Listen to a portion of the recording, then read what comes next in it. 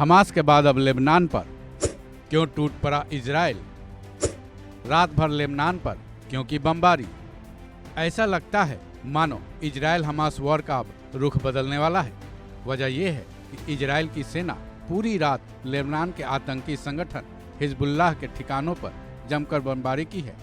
Media reports के मुताबिक IDF ने बताया कि जब से इजराइल ने हमास पर हमला शुरू किया है तभी से लेबनान की तरफ से भी बमबारी शुरू हो चुकी थी। यही वजह है कि अब इजराइल लेबनान पर भी टूट पड़ा है।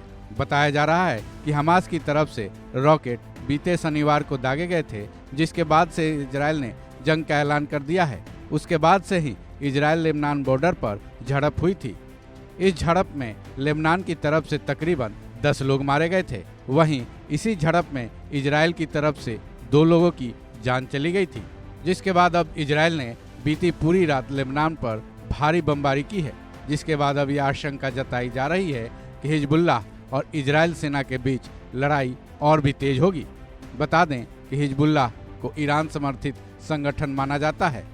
वहीं इजराइल हमास जंग को लेकर इजराइल के डिफेंस फोर्स ने यह दावा किया है कि गाजा में हमास ने करीब 200 इजराइल नागरिकों को बंधक बना रखा है।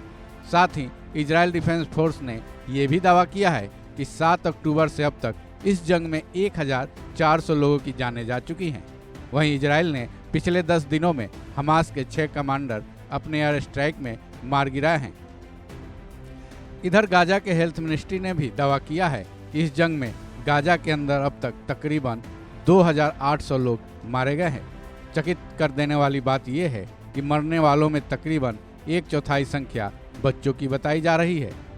इधर हमास ने मांग की है कि इजराइल की जेलों में बंद फिलिस्तीनियों को जल्द से जल्द छोड़ा जाए। हमास अपने बंधक लोगों की रिहाई के लिए संयुक्त राष्ट्र संघ समेत कई देशों से अपील भी कर चुका है।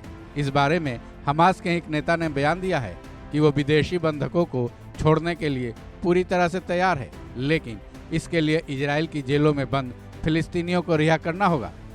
बहरहाल इजराइल हमास के जंग का खामियाजा हर स्तर के लोगों को भुगतना पड़ रहा है, लेकिन अब इजराइल ने जिस तरह से लेबनान पर रात भर बमबारी की है उसको देखते हुए यह आशंका जताई जाने लगी है कि इजराइल हमास के बीच हुई इस जंग की आग की लपटें कहीं पूरी दुनिया में न फैल जाए और इसमें विश्व के कई देशों को नुकसान न उठाना पड़े।